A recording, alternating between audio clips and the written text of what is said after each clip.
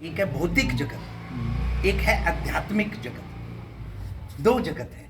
आप किस जगत की बात करते हैं? अगर भौतिक जगत की, तो ये मिट्टी का शरीर किसके बेटे हैं? मैं, मेरे पापा का नाम फलाना, मेरे गुरु का नाम ये, मेरा वो। मैं कहाँ रहता हूँ? बोले मैं जम्मू कश्मीर रहता हूँ। कहाँ रहता हूँ? मैं राधा कुंड रहता हूँ, मैं वहाँ रहता हूँ, बद्रीनाथ रहता हूँ, वहाँ रहता हूँ। ये मैं शरीर। कौन मैं? पृथ्वी, जल, वायु, आकाश, अग्नि। ये पंच तत्व, जिसको शरीर जब अंदर से आत्मा, परमात्मा का स्वरूप बाहर चला जाता है तो ये डेथ हो जाती है, जिसको बोलते हैं मर गया, मुर्दा हो गया। अब इसे जला दिया जाता है अपने अपने धर्म, अपने अपने मजहब के अनुसार। कोई दफनाता है, कोई जला देता है, कोई कुछ करता है। ठीक है, उसके अनुसार अगर देखा जाए, अब आइडेंटिफिकेशन हमारी समाप्त हो गई। ये सारी चीजें अब कुल मिला के फोटो पे घुस गई। अब फोटो टंग जाएगा, ये थे मेरे पापा। अब ये थे पापा, फोटो था क्या उसका पापा? जो जाने फोटो तो पापा कब बन गया भाई? फोटो तो पापा था नहीं, लेकिन लोग क्या बोलते हैं, ये था मेरा पापा। झूठ, बिल्कुल झूठ। फोटो पापा नहीं था। फोटो के अंदर शक्ल जो है वो एक दर्शाई जा रही है कि ये थी जी। और क्या कहाँ गए पता नहीं। और लोगों को क्या बोलते क्या है, इनका स्वर्गवास हो गया जी। अच्छा, स्वर्गवास ऐसे इतने आसानी से हो जाता है क्या? अच्छे काम करने पड़ते हैं, पुण्य काम करने पड़ते हैं, पता नहीं कितने सद्भाव अंदर से लाने पड़ते हैं। भक्ति की भावना, सद्भाव, परोपकार के भाव, कुछ ऐसे सत्कर्म करने पड़ते हैं, कुछ भजन करना, तब जाके स्वर्गवास होगा। जिसका देखो उसका सब लोगों ने बनाया हुआ है, बाबू जी का स्वर्गवास हो गया जी। अच्छा, ऐसे ही हो गया स्वर्गवास? मजाक है क्या? भजन किया नहीं, पाठ किया नहीं, जप तप तपस्या साधन व्रत कुछ नियम किया नहीं, स्वर्गवास हो गया जी। ऐसे नहीं होता स्वर्गवास। स्वर्गवास के लिए हमें कर्म करने पड़ते हैं, जिनको सत्कर्म कहा गया। सद्भाव अंदर हृदय में आने चाहिए, सद्विचार आने चाहिए, सत्कर्म होने चाहिए, तब जाके हमारा स्वर्गवास होगा। ऐसे नहीं हो सकता, ऐसे नहीं हो सकता। तो इन चीजों को देखते हुए अगर देखा जाए तो जो आइडेंटिफिकेशन आपने बोली वो शरीर की बोल सकते हैं। बाकी जो हमारा अध्यात्म जगत है वो हमारा आत्म स्वरूप परमात्मा के साथ संबंध है। वो तो भजन के साथ होता है। भजन करो, खूब भजन करो, खूब भजन करो, जितना हो सके अंतर आत्मा से उस परमात्मा के लिए समर्पित रहो, शरणागति रहो, प्यार करो जैसे भी हो, और उसको रिझाने की कोशिश करें और नाम जाप करें जितना हो सके। सुमिरन। सबसे दूसरे की आत्मा को ठेस न पहुंचाए। वो नहीं, ठेस तो पहुंचेगी। कर्म कर रहे हो, किसी ना किसी की आत्मा को ठेस पहुंचेगी, तो पहुंचती रहे, और किसी ना किसी आत्मा को खुश होता है। अब देखिए ना, कई प्रकार की दुनिया है। अपने अपने परिवार को अगर आप लेते हैं तो बहुत सारी बातें ऐसी हैं, तो आप अपने काम अपने परिवार के लिए, अपने भले के लिए करते हैं। किसी दूसरे के लिए आप जो है बहुत अच्छे हैं, तो किसी तीसरे के लिए आप बहुत बुरे भी हैं। लेकिन आप देखिए गुंडा बदमाश जो मोहल्ले में सबको अच्छा नहीं लगता है, घर वाले, घर की माँ को पूछोगे तो वो कहेगी मेरे बेटे जैसा कोई बेटा ही नहीं है। ये बहुत सारी बातें, इन पे कोई ये प्रश्न नहीं है, ये इन पे जाना नहीं है। बस इस पे ये है, कुल मिलाकर के जो सार है वो ये है कि आप परमात्मा के इस जगत में आए हैं। भजन करो जितना हो सके, जाप करो, पाठ करो, सत्कर्म करो, जितना हो सके परोपकार की भावना रखो, जितना हो सके दूसरों के कल्याण के लिए ऐसे भाव रखो, आप दूसरे को सहयोग करो, ये करो। बाकी इन चीज़ों पे जाओ मत, टाइम बर्बाद हो जाएगा। भजन करो बस।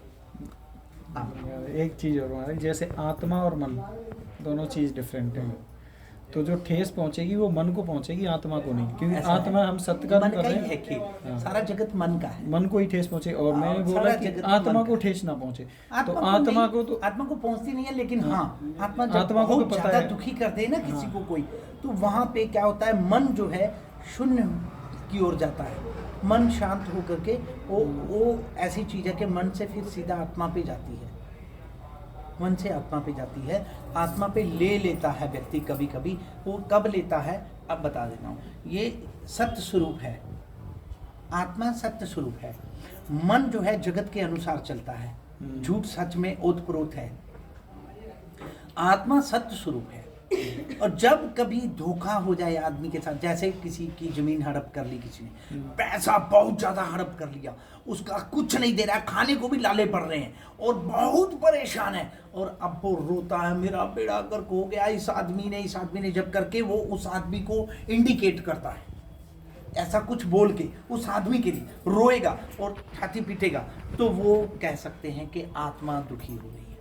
वो आत्मा दुखी हो रही है कि इस आत्मा को इसलिए कष्ट हो रहा है कि ये उस व्यक्ति की वजह से, वो व्यक्ति धोखेबाज है, वो व्यक्ति ने कुछ नहीं दिया, इनको हड़प कर लिया। जैसे कल एक सज्जन आया और कह रहा है, और शाम को जो मैंने बताया था, तो वो कह रहा है कि एक यहीं अपने अच्छे फैमिली के लोग हैं जो उनको उसने धन वगैरह कुछ लिया जो भी था, तो उसने कहा था मंदिर में खड़े होके कि मैं तुम्हें ये चीज़ लौटा दूंगा, तुम्हारी चिंता नहीं करो, मैंने ली है, मैं दे दूंगा। तो उसी मंदिर में खड़े होकर के उस व्यक्ति ने कहा मैं नहीं दे रहा, जा तू जो मर्जी कर ले।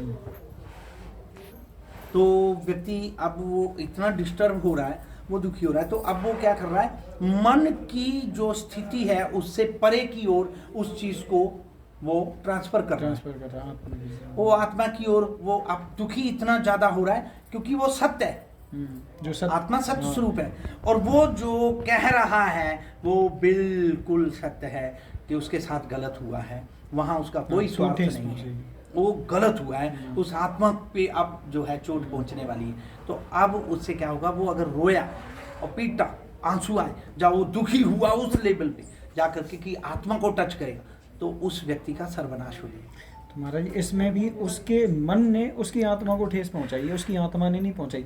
उसकी आत्मा अभी भी गवाही दे रही होगी कि हाँ मैंने इस व्यक्ति से पैसा लिया है और मुझे देना चाहिए। मन नहीं मान रहा है उसका, तो मन ही तो आत्मा को ठेस पहुंचा रहा है। अब जो भी हो, इसको तो हो गया ना, इसको तो कर गया ना, तो हाँ, मतलब आत्मा मन कहो या जो भी कहो, एक ने अपने मन से व्यक्ति को कैसे करके एक क्राइम कर दिया, बंदा मार दिया। बाद में वो कह रहा है कि मैं बहुत गलत किया, तो क्या वो व्यक्ति जीवित हो जाएगा? नहीं। क्या उसके परिवार के लोग संतुष्ट हो जाएंगे इससे? नहीं। वो क्या चाहेंगे कि इसे सजा मिले, बस। अब उनकी तसल्ली तो उसी में है कि इसे सजा मिले।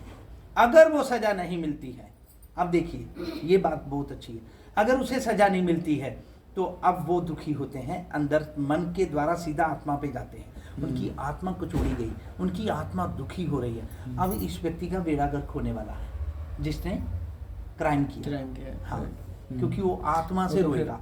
आत्मा से जो व्यक्ति रो देता है, हालांकि इसीलिए भगवान भी और शास्त्र भी, संत भी ये कहते हैं कि अगर तुम आपस में निपटा दो तो ठीक है, गाली गलौज हो गया, मारपीट हो गई। और संत को, साधु संत को आपने सुना होगा, देखा भी होगा कि कई बार कोई दुखी करता है, मारता है अगर, तो संत चुप बैठा है, सहन कर रहा है। वो जो सहन कर रहा है वो गलत हो रहा है, सहन नहीं करना चाहिए, थोड़ा सा बोल दो उसको, वो बच जाएगा।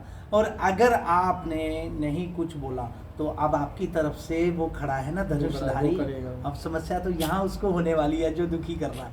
अब उसके बाण जो निकलेंगे कौन सहन करेगा? बिल्कुल, वो धनुषधारी के बाण कौन सहन करेगा? कोई नहीं, क्योंकि वो धनुषधारी का भक्त प्रेमी चुप बैठा हुआ है, मार खाए जा रहा है, सुने जा रहा है, चुप बैठा हुआ है। अब उसका फैसला तो वही करेगा ना, तो उसका फैसला तो बड़ा जबरदस्त है। लाठी है, आवाज नहीं आती है, निशान दिखते हैं, बड़े बड़े निशान दिखते हैं, छाप छोड़ जाती है वो लाठी। तो इनसे बचने के लिए शास्त्र कहता है इनसे बचो। ये हैं कुछ इस प्रकार के कर्म, जो पाप कर्म, या कुछ गलतियां ये हैं, इनसे बचो। इस तरह से कई कर्म हैं, इनसे बचो, कोशिश करो। ऐसा किसी के साथ बेईमानी नहीं करनी, ऐसे किसी के साथ जो है कोई लूट खसूट या कुछ नहीं करनी जो हमें बाद में तकलीफ।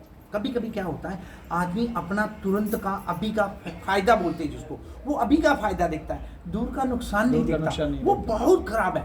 आपने एक और चीज नोट की होगी कभी जीवन में, की है, मैं मान सकता हूँ आपने की है। कैसे? जैसे हम लोग मकान बनाते हैं कभी कभी अनऑथराइज जगह पे, लीगल नहीं, अनऑथराइज। और जैसे कैसे करके तो क्या होता है कि जैसे नगर पालिका कह लो या ये भवन वाले बनाने वाले जिसे जहाँ परमिशन नहीं ली वहाँ बनाते हैं, दीवारें खड़ी कर दो, चुप रहते हैं, कोई आ जाए थोड़े से 4 पैसे दे देते हैं या कुछ कर करा करके, फिर जब हम लेंटर डाल देते हैं तो खिड़कियाँ या कांच या कुछ ऐसे लगाने लगते हैं, जब तब आते हैं तोड़ने के लिए, बिल्कुल तब आते हैं वो तोड़ने के लिए, जब उनका क्या लग से जाएगा बड़े सिस्टम। ज्यादा नुकसान हो जब ज्यादा नुकसान। दीवारें जब खड़ी हो रही हैं तब कर दें, क्या दिक्कत है, तब भी कर सकते हैं, लेकिन नहीं ऐसे टाइम पे करेंगे जब लेंटर डलने वाला हो। लेंटर डलने वाला। इतना दुखी कर दो इसको, बोले कि अब ले मजा, ये होता है। तो इसीलिए इस तरह से कोशिश करनी है कि फायदा पास वाला देखने के बजाय इस एक नज़र इधर भी करनी चाहिए कि दूर में बाद में 10 साल बाद, जब 15 साल बाद, या जब भी मेरे को क्या नुकसान हो सकता है, वो ज़्यादा होगा, वो बड़े बड़े आंसू गिराने पड़ेंगे, दिमाग ज़्यादा तेज होगा, उम्र भी होगी, फैमिली बड़ी होगी, बड़े धन होंगे, बड़ा वैभव होगा, वो छत गिरने में ज़्यादा नुकसान होगा। तो ज़्यादा बड़ी कोठी होती है ना जो गिरेगी तो ज़्यादा दिक्कत देगी, छोटी झोंपड़ी गिरने से कोई दिक्कत नहीं है, उसे मांस बल्लियाँ लगा के छप्पर छा दो, कुछ नहीं होता। लेकिन बड़ी कोठी गिरेगी तो बड़ा नुकसान मैंने बड़ा रोना। तो इनसे बचने के लिए शास्त्र संत महात्माओं का ये इस प्रकार का जो आदेश संदेश है उस पर विचार करना चाहिए, उसको गौर करना चाहिए और उनको समझ करके अपने जीवन में उतार करके हरि नाम संकीर्तन भगवान का भजन करना चाहिए। राम राम।